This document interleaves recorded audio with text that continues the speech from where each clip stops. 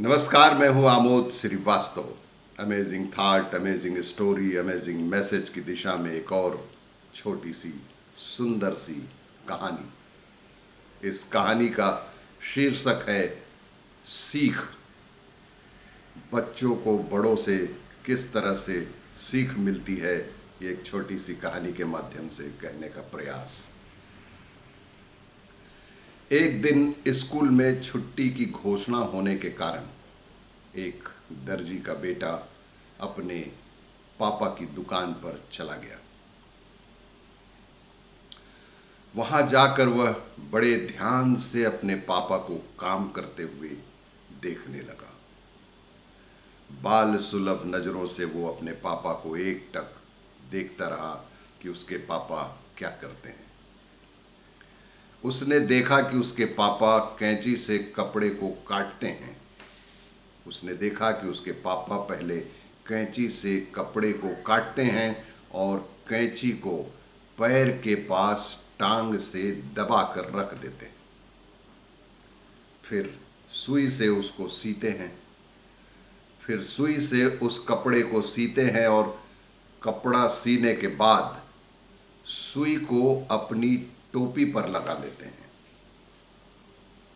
जब उस बच्चे ने इस क्रिया को 4-5 बार देखा तो उससे रहा नहीं गया और बाल सुलभ प्रश्न उसने अपने पापा से कहा कि वह एक बात उनसे पूछना चाहता है, वो उनके समझ में नहीं आया।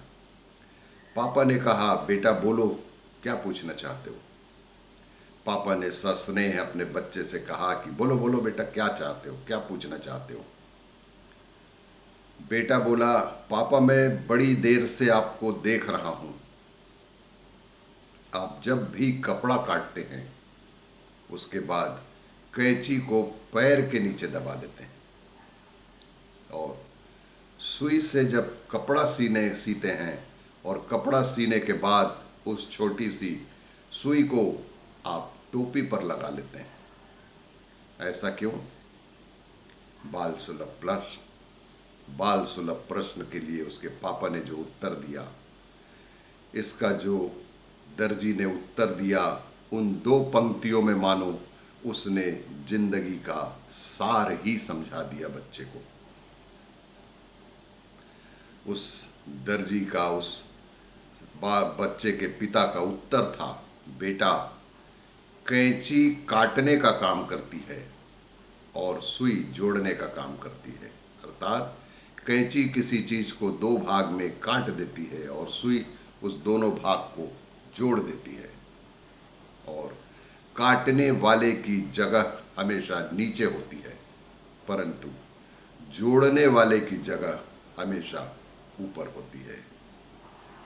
यही कारण है कि मैं सुई को सदैव सिर पर टोपी पर लगा कर रखता हूं और कैंची को पैर के नीचे दबा कर रखता हूं। इसलिए अगर जीवन में ऊंचाइयों को छूना हो तो जोड़ने वाले बने, तोड़ने वाले नहीं।